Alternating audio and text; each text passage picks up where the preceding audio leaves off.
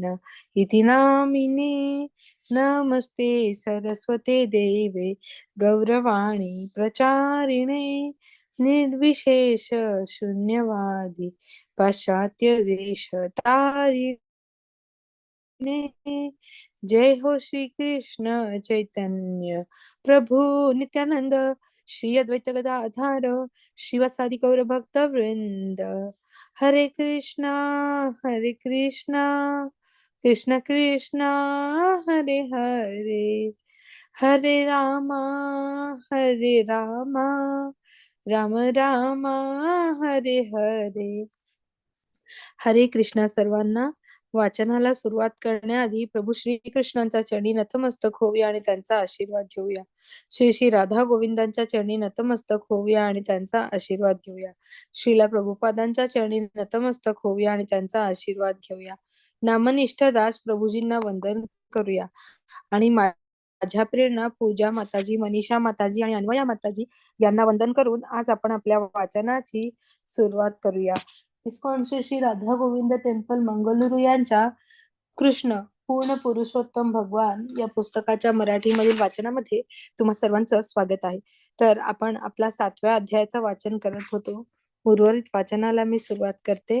हरे कृष्णा. श्रील प्रभुपाद की जय. अध्याय 7वा तृणावर्त उद्धार.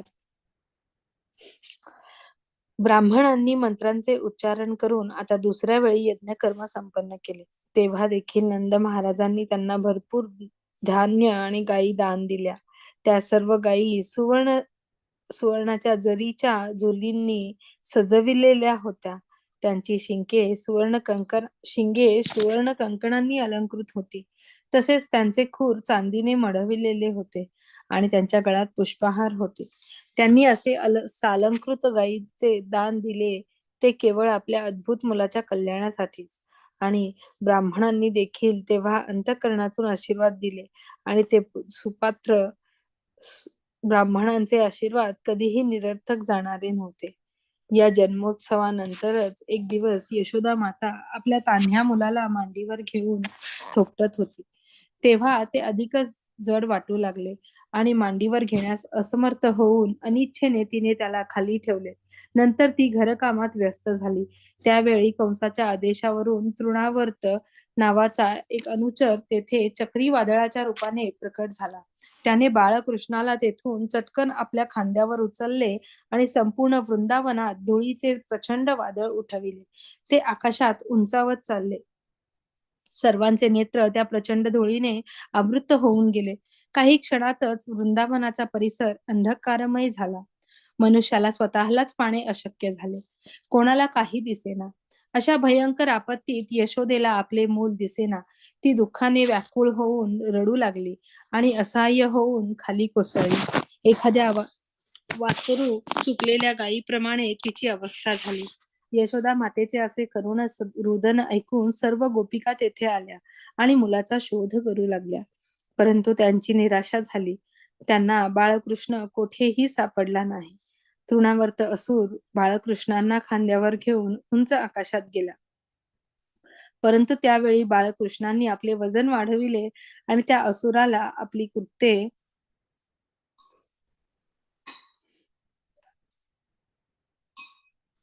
थांबवावी लागली. वादळाची गती थंडावली. बाळकृष्णांनी त्या असुराच्या गळ्याला घट्ट मिठी मारली आणि आपले वजन वाढविले. त्यावेळी तो दैत्य वेगाने खाली येऊ लागला. तृणावर्ताला तो लहान बालक एखाद्या प्रचंड पर्वतासारखे वाटू लागले आणि तो त्याच्या पकडीतून सुटण्याचा आटोकाट प्रयत्न करू लागला. परंतु तो असमर्थ झाला. त्याचे नेत्र खाचेतून बाहेर आले. तो उग्र स्वराने ओरडत वृंदावनात जमिनीवर कोसळला आणि गतप्राण झाला. त्याची गत अगदी शिवांच्या बाणाने खाली कोसळलेल्या त्रिपुरासुराप्रमाणेच झाली होती.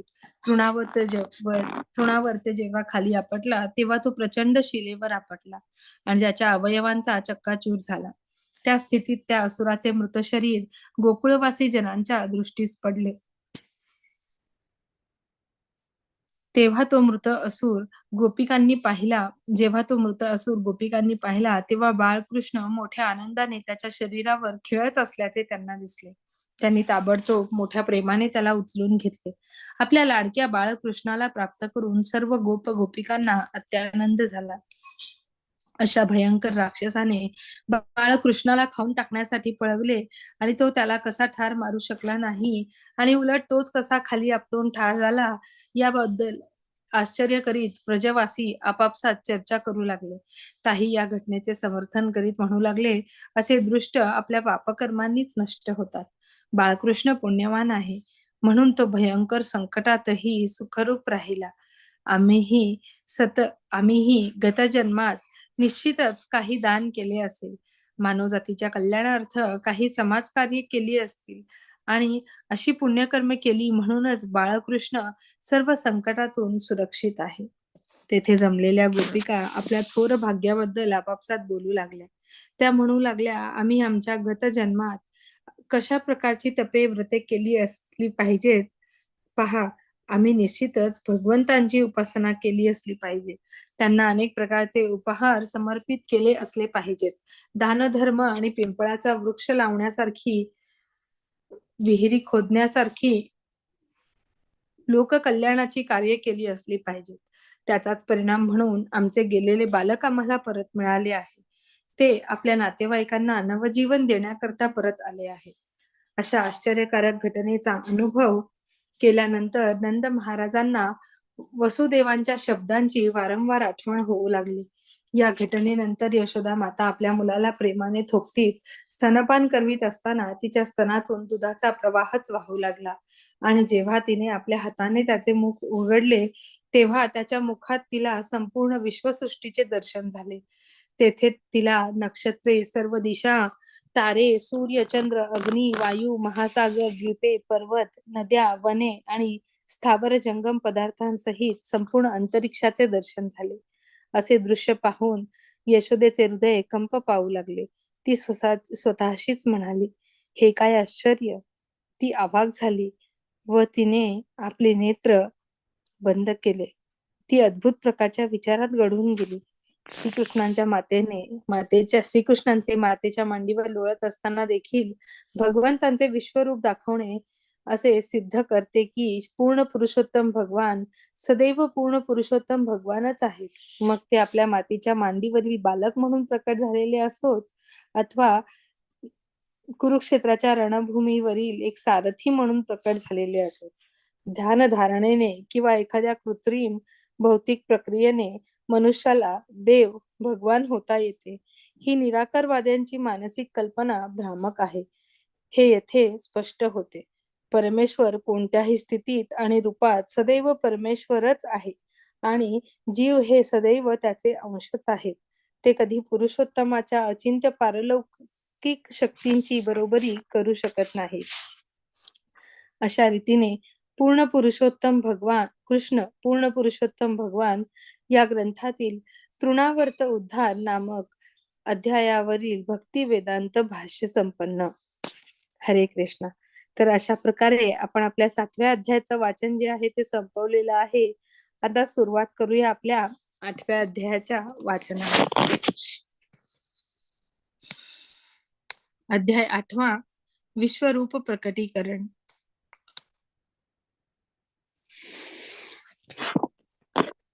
या घटनेनंतर वासुदेवांनी आपले कुलपुरोहित गर्गमुनी यांना ज्योतिष दृष्ट्या श्रीकृष्णांची जन्मकुंडली तयार करण्याच्या हेतूने नंद महाराजांच्या निवासस्थानी जाण्याबद्दल विनंती केली. गर्गमुनी हे थोर ऋषी होते. त्यांनी अनेक तपे व अनुष्ठाने केली होती. त्यांच्या यदुकुळाचे पुरोहित पद दिले गेले होते. जेव्हा गर्गमुनी नंद महाराजांच्या भवनात उपस्थित झाले तेव्हा नंद महाराजांना अतिशय आनंद झाला. ते त्वरित हात जोडून उभे राहिले आणि त्यांनी गर्गमुनींना सादर दंडवत प्रणाम केला. साक्षात भगवंतांची अर्चना करावी या भावनेने त्यांनी गर्गमुनींचे स्वागत केले. त्यांनी त्यांच्याकरिता उत्तम आसन दिले. जेव्हा ते आसनस्थ झाले तेव्हा नंद महाराजांनी त्यांचे मनपूर्वक आदरातिथ्य केले. त्यांना आदराने संबोधित करीत ते म्हणाले, हे ब्राह्मण, केवळ प्रबोधनाकरिताच एखाद्या गृहस्थाच्या घरी आपले आगमन होत असते. आम्ही तर नेहमीच कौटुंबिक व्यापारात गढलेले असतो आणि आत्मसाक्षात्काराचे वास्तविक कर्तव्य विसरत असतो. आम्हाला पारमार्थिक जीवनाविषयी काही प्रबोधन करण्याकरिताच आमच्या घरी येणे झाले आहे. गृहस्थ जनांना भेट देण्यामागे आपला अन्य हेतू नाही. वस्तुतः एका साधूला किंवा ब्राह्मणाला सदैव अर्थव्यवसायात राहणाऱ्या गृहस्थाश्रमी लोकांना भेटण्याची काही आवश्यकता नाही. साधू ब्राह्मणांना गृहस्थाश्रमी लोकांच्या निवासस्थानी जायला कारण म्हणजे केवळ त्यांचे आध्यात्मिक प्रबोधन करणे होय. असे जर असेल तर गृहस्थाश्रमी लोक प्रबोधनासाठी साधू ब्राह्मणांकडे का जात नाहीत, असे कोणी विचारेल. त्याचे उत्तर असे की गृहस्थाश्रमी लोक फारच कृपण वृत्तीचे असतात. सामान्यपणे ते कौटुंबिक कार्यात संलग्न राहणे हेच आपले आद्य कर्तव्य समजतात आणि आत्मसाक्षात्कार किंवा आध्यात्मिक ज्ञानातील प्रबोधन हे दुय्यम.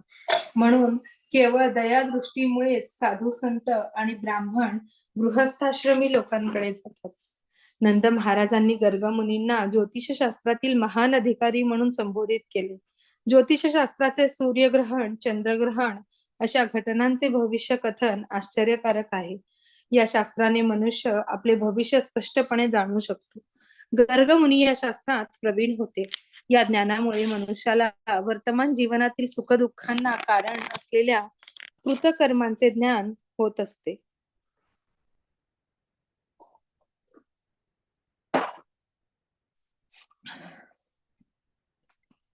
नंद महाराजांनी गर्गमुनींना ब्राह्मण श्रेष्ठ असे संबोधित केले. परमसत्याच्या ज्ञानात प्रवीण तो ब्राह्मण होय.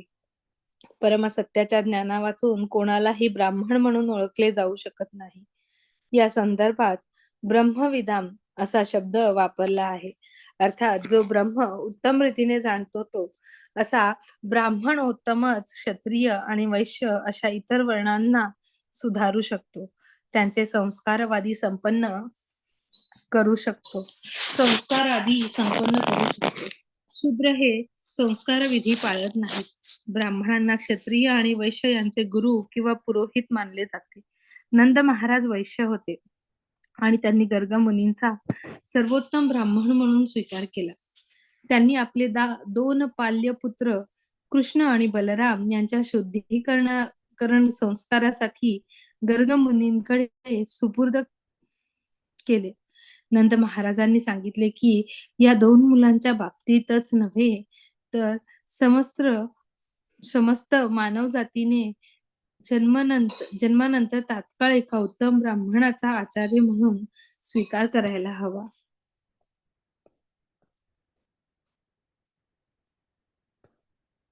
नंद महाराजांच्या विनंतीनंतर गर्गमुनी उत्तरले, वसुदेवांनी या 2 मुलांचा आणि विशेष करून कृष्णाचे संस्कार करण्यासाठी मला इकडे पाठविले आहे.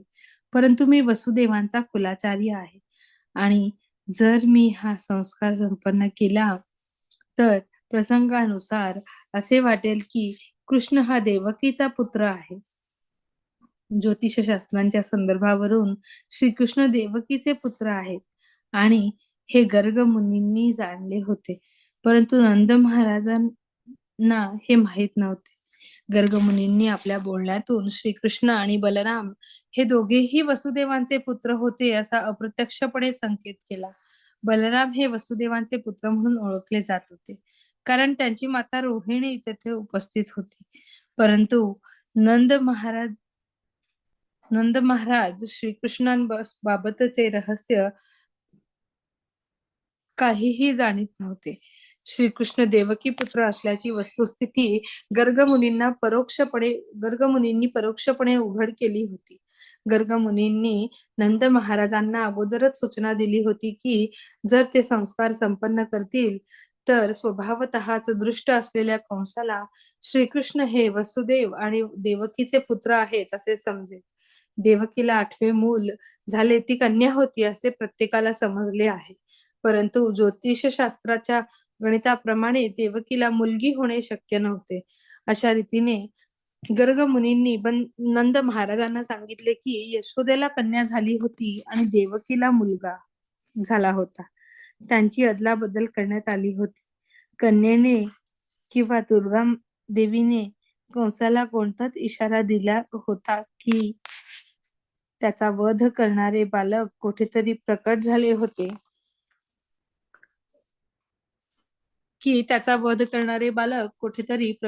होते गर्गमुनी म्हणाले, मी जर तुमच्या मुलाचे नामकरण केले आणि त्या कन्येने कंसाबद्दल केलेली भविष्यवाणी जर जुळून आली तर तो पापी असुर येथे येऊन मुलाला ठार मारण्याची शक्यता आहे. म्हणून भविष्यातील अरिष्टांना मी कारणीभूत होऊ इच्छित नाही. गर्गमुनींचे बोलणे ऐकल्यावर नंद महाराज म्हणाले, असे भय असेल तर नामकरण संस्कार मोठ्या थाटामाटाने साजरा न करणेच बरे. आपण केवळ मंत्रोच्चारण करून साधेपणानेच शुद्धीकरण संस्कार करणे योग्य होईल. आम्ही द्विज आहोत आणि म्हणून मी आपल्या उपस्थितीचा हा लाभ घेत आहे. कारण या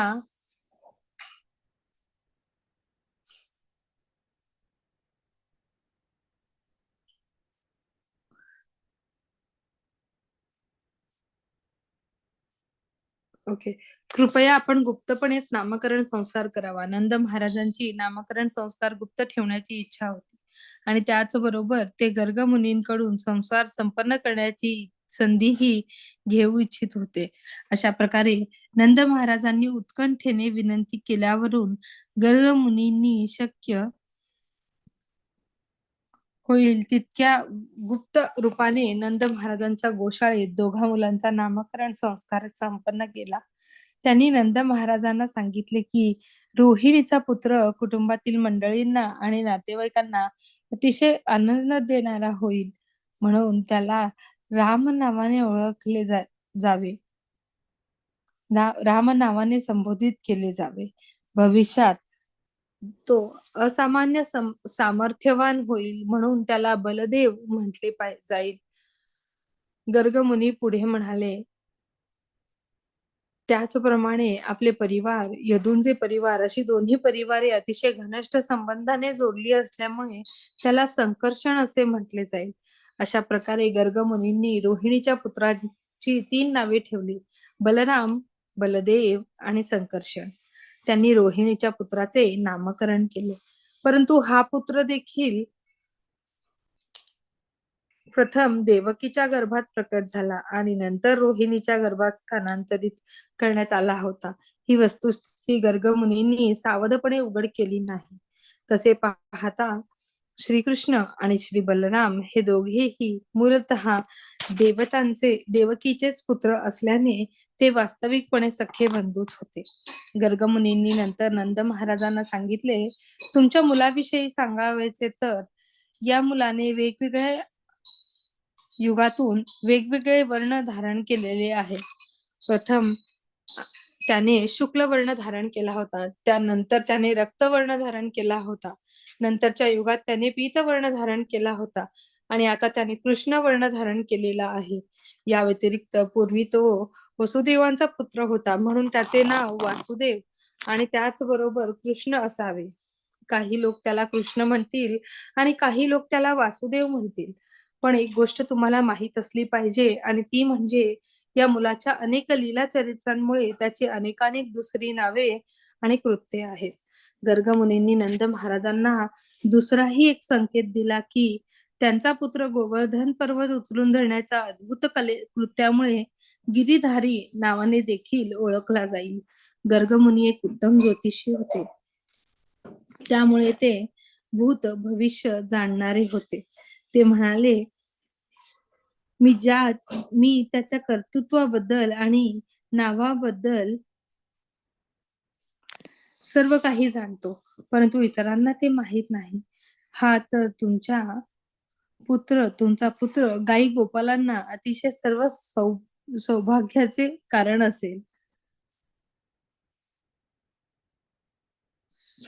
अतिशय आनंद देणारा असेल. वृंदावनात व्रजजनांचा अतिशय प्रिय असलेल्या हा तुमच्या सर्व सौभाग्याचे कारण असेल.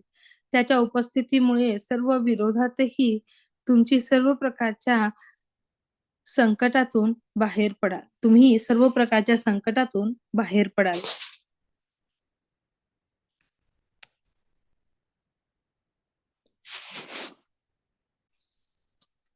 गर्गमुनी पुढे म्हणाले, हे व्रजराज, या तुमच्या मुलाने त्याच्या मागील जन्मात जेव्हा जेव्हा अराजक माजले तेव्हा तेव्हा अनेक वेळा चोरांपासून आणि लुटारूंपासून साधूजनांचे संरक्षण केले आहे.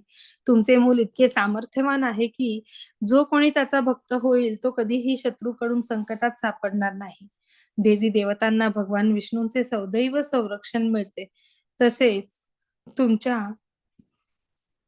मुलाचे भक्त भगवान नारायणांकडून, पूर्ण पुरुषोत्तम भगवंतांकडून सदैव सुरक्षित असतील. हे मूल सामर्थ्याने, सौंदर्याने, ऐश्वर्याने तसेच काही इतर बाबतीत भगवान नारायणांप्रमाणेच असेल.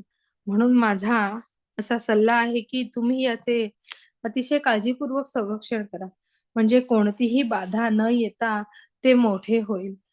दुसऱ्या शब्दात गर्गमुनींनी नंद महाराजांची खात्री पटवून दिली की ते भगवान नारायणांचे थोर भक्त असल्यामुळे भगवान नारायणांनीच त्यांना आपल्या समान पुत्र प्रदान केलेला आहे. त्याचबरोबर गर्गमुनींनी त्यांच्या मुलावर अनेक असुरांची संकटे येतील असा संकेत दिला आणि त्याचे अतिशय काळजीपूर्वक संरक्षण करण्याची सूचना दिली. अशा रीतीने गर्गमुनींनी नंद महाराजांची खात्री पटवून दिली. स्वतः भगवान नारायण त्यांचे पुत्र झालेले आहेत. गर्गमुनींनी त्यांच्या पुत्राच्या दिव्य गुणांचे अनेक प्रकारे वर्णन केले. नामकरण संस्कार आटोपल्यावर आणि नंद महाराजांना त्यांच्या पुत्राबद्दल माहिती दिल्यावर गर्गाचार्य घरी निघून गेले. नंद महाराज आपल्या अनुपम सौभाग्याबद्दल विचार करू लागले. ते असा आशीर्वाद प्राप्त करून अतिशय संतुष्ट झाले होते. या घटनेनंतर अल्पावधीतच बलराम आणि कृष्ण गुडघ्यांवर रांगू लागले. ते असे रांगत असताना आपल्या मातांचे अतिशय सुखवर्धन करू लागले.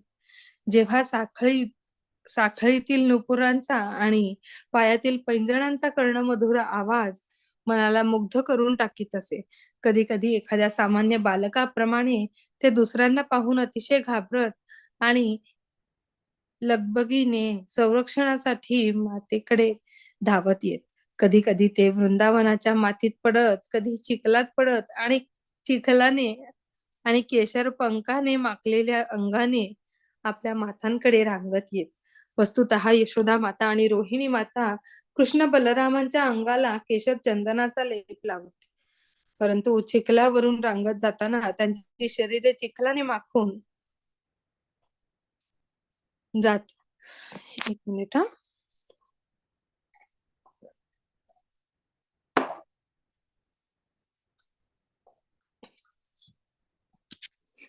जेव्हा ते यशोदा आणि रोहिणीकडे धावत येत तेव्हा त्यांना मांडीवर घेत, आपल्या साडीच्या पदराने त्यांना झाकून घेत आणि स्तनपान करवीत. अशा रीतीने स्तनातील दूध पिताना त्यांच्या मातांना त्यांच्या मुखात लहान लहान दात येत असल्याचे दिसू लागले आणि आपली मुले आता मोठी होऊ लागल्याने त्यांना अपार हर्ष होत असे. आता त्यांच्यात थोडासा खोडकरपणा डोकावू लागला. कधी कधी ते रांगत रांगत गोशाळेत जात आणि वासराची शेपटी धरून उभे राहत. वासरे त्रासल्यामुळे इकडे तिकडे पळू लागत आणि कृष्ण बलराम मातीतून आणि गायीच्या शेणावरून फरफटत जात. अशी मौज पाहण्यासाठी यशोदा आणि रोहिणी शेजारच्या गोपिका मैत्रिणींना बोलवीत. अशा प्रकारचे लीला चरित्र अवलोकन करून गोपिका आनंदात बुडून जात आणि हसू लागत. कृष्ण आणि बलराम हे आता इतके चंचलपणा करू लागले की त्यांच्या माता यशोदा रोहिणी त्यांना गृहकर्मे करीत असताना देखील सावध राहून गायी, बैल, वानरे, पाणी, अग्नी, पक्षी यांच्यापासून त्यांचे संरक्षण करावे लागेल. आपली गृहकृत्य करीत असताना सदैव मुलांचे रक्षण करण्याकडे लक्ष असल्याने त्यांची धांदल होत असे. अल्पावधीतच कृष्ण बलराम उभे राहू लागले आणि हळूहळू पावले टाकू लागले. नंतर जेव्हा ते चालू लागले तेव्हा त्यांचे समवयस्क सवंगडी त्यांना मिळाले. आपल्या सवंगड्यांसोबत लीला करून त्यांनी आपल्या माता यशोदा आणि रोहिणी यांना आणि व्रजगोपिकांना अतिशय दिव्य आनंद दिला. यशोदा आणि रोहिणी यांच्या सख्या गोपिकांनी वृंदावनात श्रीकृष्ण बलरामांच्या खोडकर बालचरित्रांचे आनंदास्वादन केले. दिव्यानंदाचे अधिकाधिक आस्वादन करावे म्हणून त्या एकत्र आल्या आणि जमून चंचल बालकांची तक्रार करण्यास सांगण्यासाठी यशोदा मातेकडे नंद भवनात गेल्या. जेव्हा कृष्ण मातेसमोर बसले होते तेव्हा कृष्णांना ऐकू येईल अशा रीतीने त्या आपल्या तक्रारी सांगू लागल्या. त्या म्हणाल्या, यशोदे, तू चपळ कृष्णाला का आवर घालत नाहीस? तो सवंगड्यासह बलरामाला घेऊन सांज सकाळी आमच्या घरी येतो आणि गायींना धुण्या अगोदरच वासरांना मोकळे सोडून देतो आणि वासरे गायीचे दूध पिऊन टाकतात. आम्ही जेव्हा गायीची धार काढण्यासाठी जातो तेव्हा दूध मिळतच नाही आणि भांडी रिकामीच आणावी लागतात. आणि श्रीकृष्ण बलरामांना असे न करण्याबद्दल बजावले तर ते असे मोहक हास्य करतात की आम्ही त्यांना काही करूच शकत नाही. तुझ्या मुलांना आमचे दही आणि लोणी चोरण्याचा फार नाद आहे. तर हरे कृष्ण, आपण इथे थांबूया आणि उर्वरित अध्यायाचं वाचन सोमवारी 11 वाजता करूया. मी प्रार्थना म्हणते आणि मग आपण थांबूया. वांछा कल्पतरुभ्यश्च कृपा सिंधू